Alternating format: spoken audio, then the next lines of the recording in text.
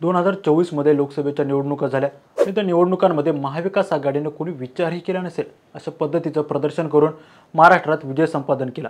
अर्थात त्यामुळे विधानसभेच्या निवडणुकीची तयारी भारतीय जनता पक्षाने एकंदरीतच महायुतीने तेव्हा सुरू केली होती।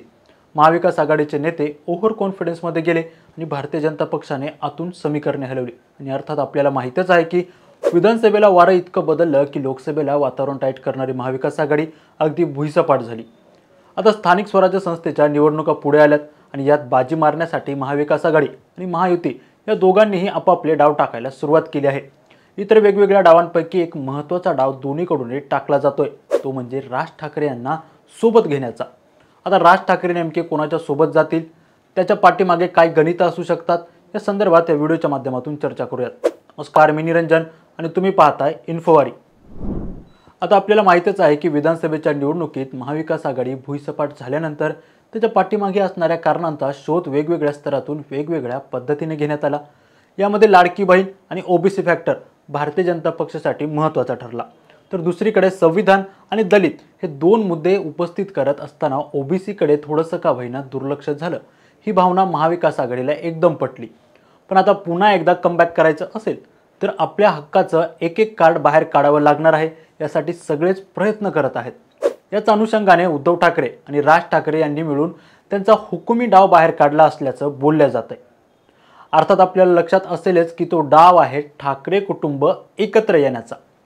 आता जर दोन्ही ठाकरे एकत्र आले तर त्याचा परिणाम महायुती आणि महाविकास आघाडी या दोघांवरही मोठ्या प्रमाणात होऊ शकतो। ही गोष्ट महायुतीलाही माहिती आहे आणि महाविकास आघाडीलाही तेवढीच माहिती आहे।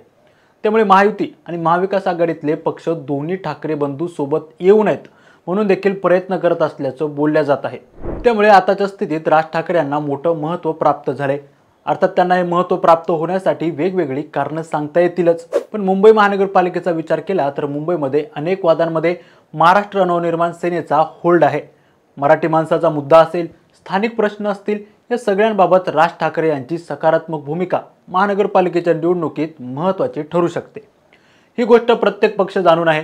त्यामुळे महानगरपालिका हातात घ्यायची असेल तर राज ठाकरे यांची सोबत असणं आवश्यक आहे असं गणित मांडलं जातं। आता अशा परिस्थितीत राज ठाकरे जर उद्धव ठाकरेंच्या सोबत जात असतील किंवा हे दोघं एकत्र येत असतील तर बाकीच्या सगळ्याच पक्षांचं टेन्शन वाढणार हे स्पष्ट आहे। त्यातल्या त्यात एकनाथ शिंदेंचं टेन्शन वेगळंच आहे, कारण अगोदरच खरी शिवसेना कोणती हा प्रश्न काही केला सुटत नाहीये। लोकसभेला एकाने बाजी मारली तर विधानसभेला दुसऱ्याने बाजी मारली। आता महानगरपालिका आणि त्यात मुंबईची महानगरपालिका जो हातात घेईल तोच खरा बाळासाहेबांचा वारसदार अशी चर्चा सुरू झाली आहे। त्यामुळे राज ठाकरे हे उद्धव ठाकरेंसोबत गेले तर मात्र एकनाथ शिंदे यांचं मुंबईतलं वर्चस्व अत्यंत कमी होईल। तसं पाहायला गेलं तर त्यांचं वर्चस्व ठाण्याच्या भागात जास्त आहे, मुंबईच्या भागात त्या तुलनेनं कमी आहे। अशामध्ये जर ठाकरे बंधू एकत्र आले तर हे वजन आहे तेही कमी होईल याची शक्यता असल्याचं बोललं जाते।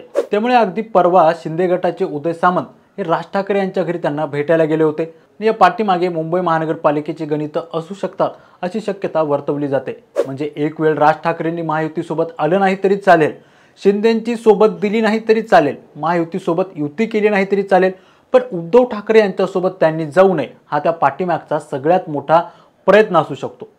तर दुसरीकडे राज ठाकरे आपल्याबरोबर आले तर आपल्याला शरद पवार, काँग्रेस, एकनाथ शिंदे, देवेंद्र फडणवीस या कोणाचीही सोबत मिळाली नाही तरीही त्याचा काहीच फटका बसणार नाही, ही गोष्ट उद्धव ठाकरे देखील जाणून आहेत। सोबतच महाराष्ट्राची अनेक वर्षापासून इच्छा आहे की दोन्ही ठाकरे बंधूंनी एकत्र यावं, त्यामुळे त्याचा एक मोठा फायदा दोन्ही ठाकरेंना होईल। आज महाविकास आघाडीमध्ये असताना काँग्रेससोबत जमून घ्यावं लागतंय, शरद पवार यांच्यासोबत जमून घ्यावं लागतंय। त्यामुळे जर शिवसेना आणि राज ठाकरे एकत्र आले तर या सगळ्या अडचणी संपतील हेही ते जाणून आहेत। त्यामुळे ठाकरे आणि शिंदे या दोघांनाही आजच्या घडीला राज ठाकरे यांची गरज असल्याचं दिसते।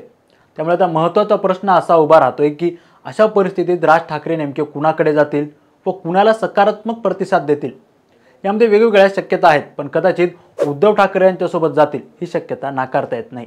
त्याचं कारण म्हणजे रक्ताचं नातं आहे, पण बालपण, तरुणपण या दोघांनीही सोबत घालवलेलं आहे। त्यामुळे त्यांच्यामध्ये कितीही वाद असले तरी त्यांच्या नात्यातला एक भावनिक पदर तर नक्कीच आहे। तर दुसरी गोष्ट म्हणजे राज ठाकरे यांनी लोकसभेला शिंदे यांची मदत केली, कोकणात जाऊन नारायण राणे यांच्यासाठी सभा घेऊन भारतीय जनता पक्षालाही मदत केली।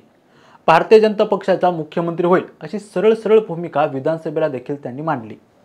पण इतकं सगळं असूनही बाकीच्या उमेदवारांचा विषय दूरच, पण खुद्द अमित ठाकरे यांच्या विजयासाठी भारतीय जनता पक्ष आणि एकनाथ शिंदे दोघांनीही प्रयत्न केले नाहीत. म्हणजे एकनाथ शिंदे तर सरळ सरळ विरोध केला असं बोलल्या जाते. त्यामुळे या गोष्टीचा वचपा काढण्यासाठी ते उद्धव ठाकरे यांच्यासोबत जातील, कारण स्वतःच्या मुलाचा पराभव झाल्यानंतर ते पुन्हा एकदा एकनाथ शिंदे यांच्याकडे जातील याची शक्यता वाटत नाही, अशी देखील चर्चा आहे.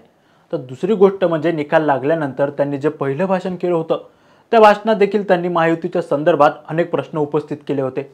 पहलगाममध्ये जो हल्ला झाला आणि भारत पाकिस्तान यांच्यामध्ये जी युद्धजन्य परिस्थिती निर्माण झाली होती त्यावर देखील राज ठाकरे यांनी सरकारला धारेवर धरलं होतं. यामुळे कुठे ना कुठे उद्धव ठाकरे आणि राज ठाकरे एकत्र येऊ शकतात याची शक्यता जरा दाट दिसते.